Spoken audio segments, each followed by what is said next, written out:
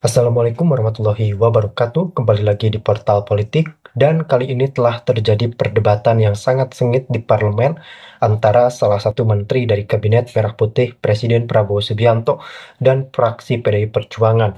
Kenapa ini terjadi debat sengit? Karena memang hal tersebut menyangkut dari beberapa isu-isu yang sangat krusial yang baru-baru ini menjadi polemik di kalangan masyarakat luas. Tentu saja sebuah perdebatan akan selalu terjadi karena memang itulah salah satu bagian yang tidak bisa terpisahkan dari negara demokrasi seperti Indonesia.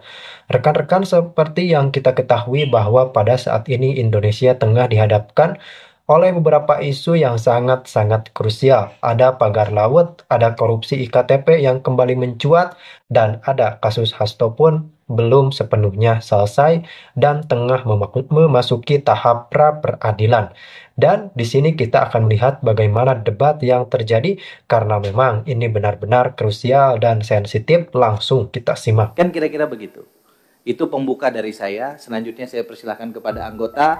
Yang pertama dari fraksi PDI Perjuangan.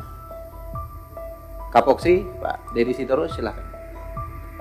Makasih pimpinan. Tadi pantas kita semua bertepuk tangan untuk Pak Nusron. Kalau Pak Ketua nggak ajak tepuk tangan, saya akan ajak tepuk tangan buat Pak Nusron. Tapi nggak apa-apa, sekali lagi untuk Pak Nusron. Kenapa saya kira harus tepuk tangan? Ini mencontohkan bagaimana seorang anggota DPR yang sudah karatan dalam hitungan 100 hari benar-benar jadi menteri. Menteri beneran.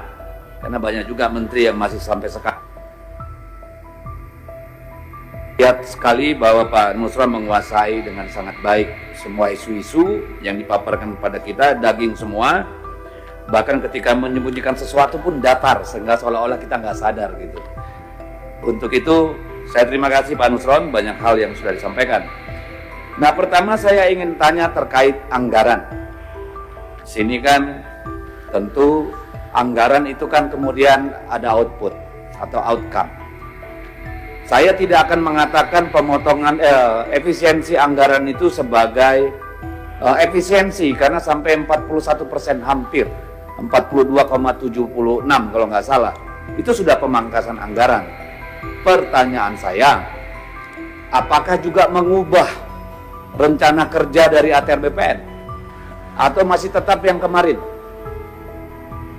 Itu real, supaya kita nanti dalam evaluasi tidak menyalahkan Pak Menteri.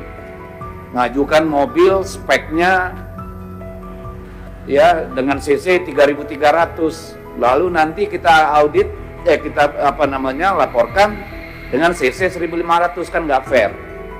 Ya, jadi saya ingin tahu konsekuensi dari pemangkasan anggaran itu ya terhadap capaian-capaian yang diusulkan berdasarkan rencana 2025 yang disusun tahun 2024. Itu yang pertama. Dan sini saya juga mau sampaikan bahwa jangan lupa bahwa APBN kita itu juga mendorong sektor real, sehingga harus juga diperhatikan pengaruhnya terhadap ekonomi real. Yang kedua, Pak Nusron, saya menangkap semangatnya tadi secara substansial, bicara tentang keadilan pertanahan, juga kepastian hukum, dan soal sosiologis ketika bicara tentang katakanlah hak apa ini sudah terbitkan nih, hak ulayat, tanah ulayat. Cuma yang menjadi pertanyaan saya, kenapa hanya Kalimantan Barat nih? Apakah ini ada proses di mana pemerintah daerah atau provinsi terlibat sehingga kemudian mereka lebih dulu? Karena saya kira problem di Kalimantan Selatan, Tengah, Timur, dan Utara juga banyak sekali terkait tanah ulayat. Apakah tidak ada usulan dari sana, Pak Menteri? Ya, ini kan perlu menjadi perhatian kita. Soal tanah ulayat ini, karena kita semua tentu paham bahwa persoalan tanah, konflik agraria adalah bom waktu bagi negara ini. Ketika populasi terus bertambah, tanah semakin sedikit, ya, perubahan terjadi dalam dunia industri dan sebagainya, orang untuk makan perlu tanah. Itu harus kita ingat. Jadi ini adalah sumbu ledak yang kita nggak tahu kapan akan meledak di negara ini. Sehingga perlu hati-hati dalam soal keadilan agraria. Kemudian Pak Menteri, saya juga sangat tertarik dengan plasma dan inti. Di dapil saya Pak Menteri, tidak ada plasma yang beruntung Pak. Setiap tahun per keluarga rata-rata hanya menerima 100-200 ribu per bulan Pak, untuk 2 hektar tanah plasmanya. Saya mohon semua di Kalimantan Utara diaudit Pak, karena selalu alasannya rugi, perusahaan rugi, masyarakat masih punya utang. Sampai kapan mereka harus menderita? Mending kembalikan 2 hektar itu mereka kelola sendiri. Kenapa jadi rakyat yang berutang di bank untuk plasma? Padahal tanah ulayat, tanah milik sendiri. Ini saya kira Pak Nusron, saya sangat butuh perhatian khusus dari Kementerian Agraria di Kalimantan Utara ini Pak. Ada satu kabupaten Malinau lebih luas dari Jawa Barat Pak. Penduduknya hanya 85.000 kurang. Tanahnya terdiri dari mungkin 70% hutan, 29%-nya konsesi, tambang dan segala macam, cuma mungkin di bawah 5% yang diduduki masyarakat. Padahal di sana, di Kalimantan Utara ini ada PSN yang besar sekali Pak, yang pasti orang kampung, masyarakat adat nggak akan bisa berpartisipasi kecuali menjadi security atau cleaning service Pak.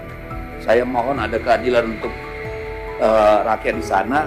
Dan saya lapor juga Pak Menteri, sahabat saya ini belum ada kantor wilayah Pak di Kalimantan Utara Pak. Padahal Papua itu saya lihat ada beberapa sudah, padahal lebih dulu Kalimantan Utara dimekarkan tapi nggak ada kantor BPN wilayahnya. Jadi kalau ada pembagian sertifikat itu mungkin 80% diambil sama Kaltim Pak, Kaltaranya nggak kebagian, ya itu problem. Lalu kemudian ini terkait tadi Bapak menyinggung ada kerjasama sekarang tambahan Kementerian Transmigrasi Pak. Mohon perhatiannya Pak untuk Kalimantan Utara, ya supaya kalau ada di sana program transmigrasi mohon disampaikan, bukan kewenangan Pak Nusron. Saya berharap itu 60-40 Pak. Ya, either masyarakat setempat 60, 40-nya masyarakat transmigrasi. Jangan sampai ada ketidakadilan yang nanti tahun-tahun mendatang bisa memicu konflik. Ini harus kita perhatikan. Yang ke-6 terkait Satgas Kelapa Sawit Pak. Pertanyaan cepat Pak Nusron, apakah di dalamnya ada Kementerian Keuangan Pak? Ada, baik. Ini terkait juga Pak, karena menurut saya ini kalau nggak ada cerita penegakan hukum Pak, persoalan kayak gini akan terjadi terus. Saya mohon diaudit Pak, dan negara menghitung apakah sudah bayar pajak dengan benar juga ini. Jangan cuma haknya untuk mendapatkan sertifikat, kewajibannya pada negara bagaimana selama ini. Termasuk saya mohon Pak, semua HGU, kelapa sawit, HTI dan sebagainya, apakah sudah dipetakan dengan benar, sehingga kita bisa menghitung apakah betul misalnya HGU diberikan 30.000 hektar, dia tidak menguasai 35.000 hektar. Sehingga 5.000 hektar itu selama ini tidak membayar pajak kepada negara. Ini kan sedang dibutuhkan negara Pak. Itu salah satu cara untuk menambah pendapatan negara dari orang kaya gitu, yang menipu terutama. Lalu kemudian soal tentu ini soal tadi disampaikan Pak Nusron yang lagi rame ini soal pagar laut. Tadi mau saya tanya, ternyata semua yang sedang diributkan ini tidak satupun di kawasan PSN ya Pak Nusron. Dan kemudian tentu menjadi pertanyaan, apakah ini bagian dari siapa? Apakah mafia tanah itu sendiri terlepas dari PSN atau tidak? Mungkin Pak Nusron tidak perlu sampai ke sana, tapi saya mau mempertanyakan Pak Nusron. Di sini kan disebut ada pembatalan hak HGB dan hak milik, tapi tidak disebutkan luasnya berapa Pak Nusron. Hanya disebutkan ada 50 total bidang. Tapi berapa luas itu Pak Menteri? Ya, kita pengen tahu itu berapa luas. Kemudian dulu pertemuan pertama kita Pak Menteri, saya mengatakan bahwa tidak akan ada mungkin mafia tanah, tidak akan ada konflik kalau tidak ada keterlibatan insan BPN. Dan hari ini kan itu terbukti. Ya, tetapi yang menjadi pertanyaan saya, ini kenapa sanksi berat? Apakah ini persoalan administrasi atau persoalan? Ya paling sanksi berat di kantong gua udah 30 miliar. Kalau gua makan gaji berapa tahun sampai pensiun nggak dapat 30 miliar. Begitu-gitu aja kita, Pak. Saya kira tidak cukup hanya sanksi berat. Harus proses hukum. Karena ini kejahatan. Bukan malpraktek yang hanya berkonsekuensi sanksi. Ini saya kira perlu menjadi perhatian, Pak. Ya, termasuk yang di Surabaya dan sebagainya itu, termasuk yang Bekasi tadi. Kalau nggak bisa dibatalin, Pak, itu yang menerbitkan sertifikatnya, proses hukum dulu, Pak. Sehingga bisa dibatalkan bahwa itu produk cacat hukum. Jangan nunggu fatwa dari kejaksaan, Pak. Duit mereka lebih banyak, Pak. Saya minta, mohon, ya udah proses hukum, Pak. Sehingga bisa dibatalkan itu. Karena soal ruang abu-abu aturan kita ini, Pak, sangat mudah dimanipulasi, Pak. Semua ada bohirnya, mau bikin PP, mau bikin perpres, mau bikin apa, semua bisa-bisa aja. Jadi saya sangat berharap penegakan hukum di sini, Pak, supaya ada efek jerah, Pak Nusron. Supaya Bapak bisa memulai, ya, memimpin ATR BPN ini dengan legacy, Pak, pembersihan di dalam, Pak. Narasi penegakan hukum itu harus sangat kuat, sehingga semua yang ada di layar ini sekarang, semua punya rasa takut, Pak. Tinggal minta sama negara, kalau perlu nanti gaji dan insentifnya setara dengan Kementerian Keuangan. Kenapa tidak? Di luar itu jangan coba-coba, gitu loh, Pak. Karena tanah adalah kehidupan. Kalau dimain-mainin, Pak, orang siap mati, Pak. Apa belum banyak bukti konflik tanah nyawa meregang? Masa kita harus hadapkan polisi sama rakyat terus hanya gara-gara soal pertanahan?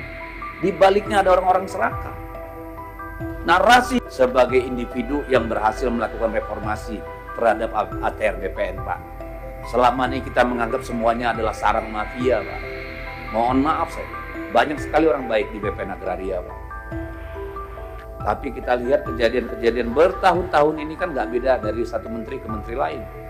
Kemarin soal pagar laut itu yang bikin heboh apa? Akrobat-akrobat komunikasi, Pak.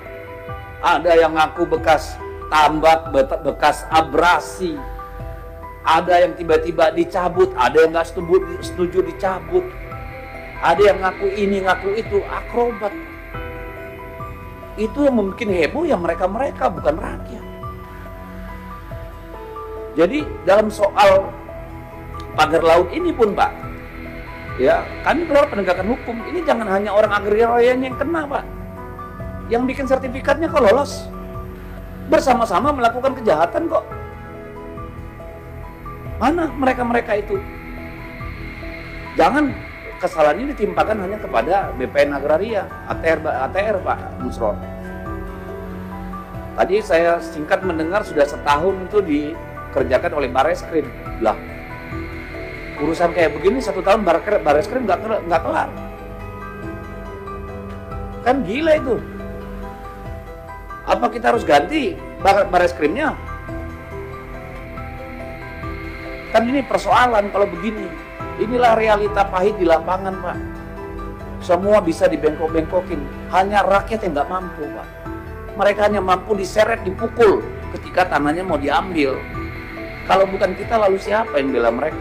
Saya kira harus kuat, Pak Nusron, narasi penegakan hukum dalam urusan-urusan ini. Terima kasih, Pak Nusron. Mohon maaf kalau kurang berkenan semua. Terima kasih. Terima kasih, Bang Deddy Yefri Sitorus dari fraksi P.